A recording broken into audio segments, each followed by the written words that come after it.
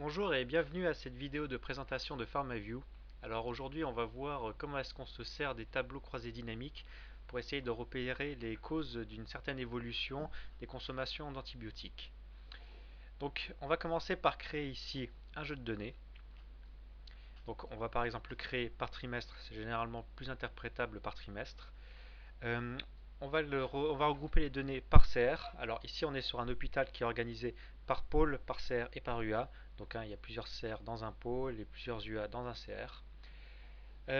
Pour l'analyse, on va aussi prendre ici DCI, c'est généralement aussi plus simple. Donc toutes ces options ici sont détaillées dans une autre vidéo dans la partie fonctionnalité du site.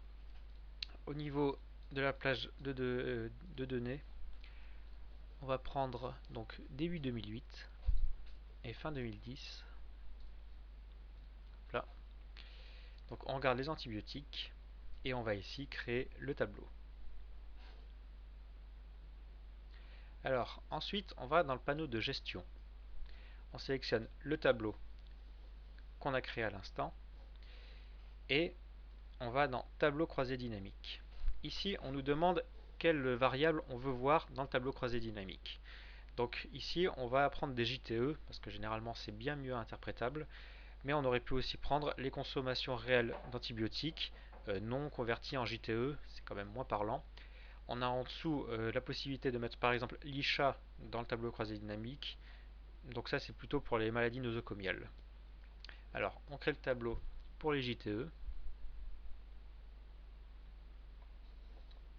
Donc là on a le rapport qui est en train d'apporter les données de PharmaView.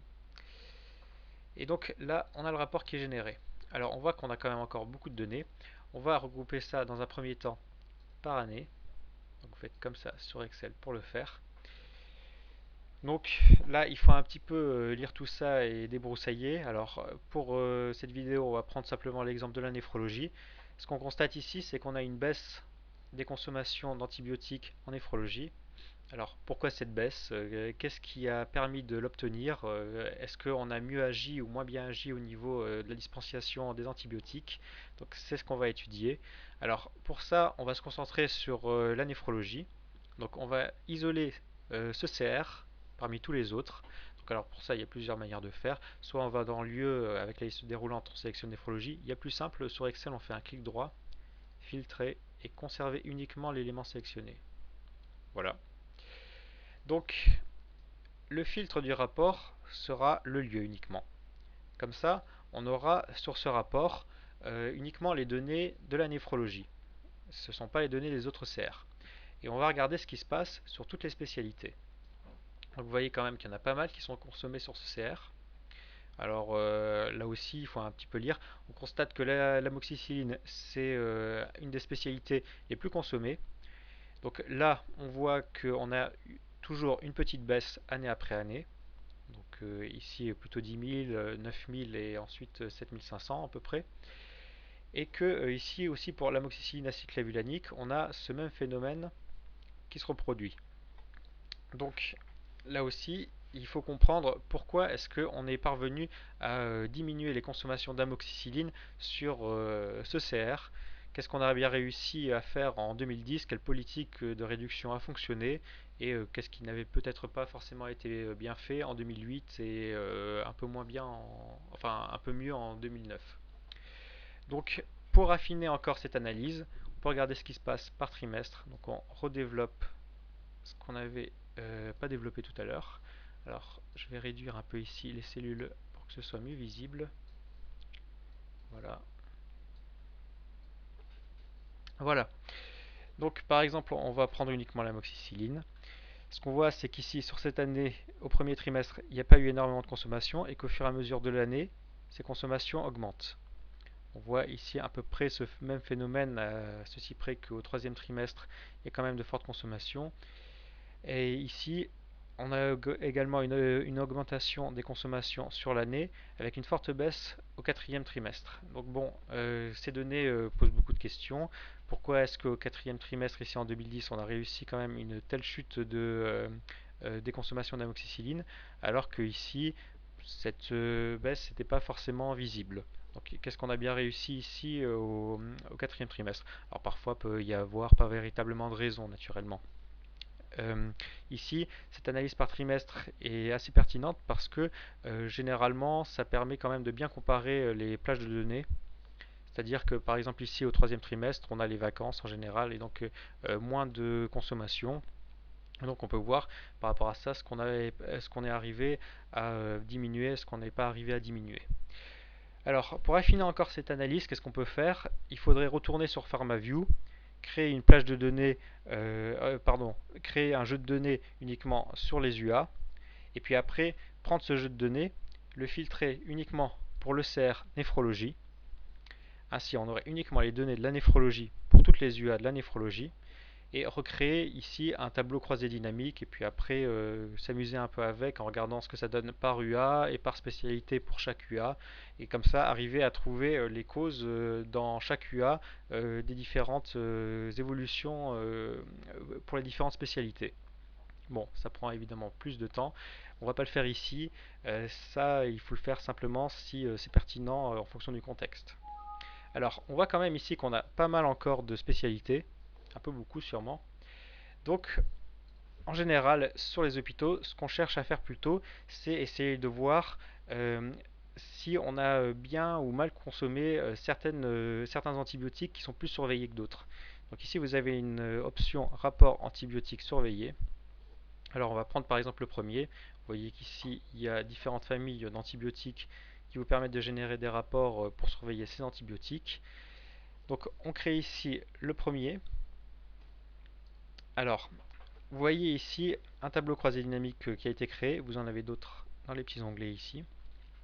Donc, ce qu'on voit, c'est que par exemple ici pour la vancomycine, on a d'abord en 2008 une consommation à peu près à 9000, puis ça augmente en 2009 et ça baisse brutalement en 2010 pour le même trimestre. Alors on peut ici se demander pourquoi est-ce qu'on a réussi sur cette spécialité à avoir une telle évolution, surtout donc entre 2009 et 2010. Qu'est-ce qu'on a bien réussi? Alors ici dans le total, on peut regarder comment ça a évolué sur l'ensemble de l'année. Donc ce qu'on voit, c'est que la vancomycine a baissé d'année en année. Ici on a 3700, ici 2800, ici 2500. Mais cette évolution n'est pas la même sur le trimestre. Donc on peut ici essayer de voir pourquoi est-ce que sur ce trimestre là, parce qu'on voit qu'en 2009 sur ce trimestre on n'avait pas très bien réussi le premier trimestre, où ont été les problèmes? Est-ce que c'est tout simplement dû à un plus grand afflux de patients ou bien est-ce que c'est dû plutôt à une mauvaise gestion de l'antibiotique? Alors ici on a d'autres tableaux croisés dynamiques, donc là c'est plus tout simplement par année et par trimestre pour voir sur les différentes périodes. Et ici on a plus par DCI, donc on voit l'évolution par année et par DCI des consommations. Vous avez également ici un petit graphique, donc on voit par exemple ici que pour la linésolide, ça a augmenté d'année en année et que pour la vancomycine, ça a plutôt tendance à baisser. Alors, vous avez tout un tas de rapports comme ça que vous pouvez générer. On va en générer un deuxième pour voir ici une petite différence avec les quinolones. Les quinolones, en fait, il y a une petite spécificité, c'est qu'on a différents modes d'administration et ça peut souvent être utile de les différencier. Donc ici, vous avez par exemple oral et parentéral. Vous pouvez voir les différences. Bon, je ne m'étale pas trop là-dessus. Donc ici, vous avez les jeux de données qui ont été générés. Alors, comment est-ce qu'ils marchent ces rapports que je viens de vous montrer? En fait, ils prennent les données qui sont ici et ils isolent seulement certaines spécialités. Vous l'avez compris, ils s'intéressent par exemple dans un premier temps ici qu'aux théicuplanine, vancomycine et linésolide. Et donc ici, vous avez seulement ces DCI qui sont affichés. De même ici, vous avez seulement les quinolones. Donc ça, vous pouvez après les réutiliser, ces tableaux. Donc, on va les fermer et on va générer un dernier tableau qui est lui un peu plus spécifique, c'est le rapport sur les céphalosporines. Donc les céphalosporines sont surtout quelque chose d'intéressant, c'est qu'elles permettent de créer un quotient entre la consommation de claforan-roséphine et la consommation d'antibiotiques de réserve. Alors on va voir comment ça marche. Donc là, vous avez toujours le tableau croisé dynamique.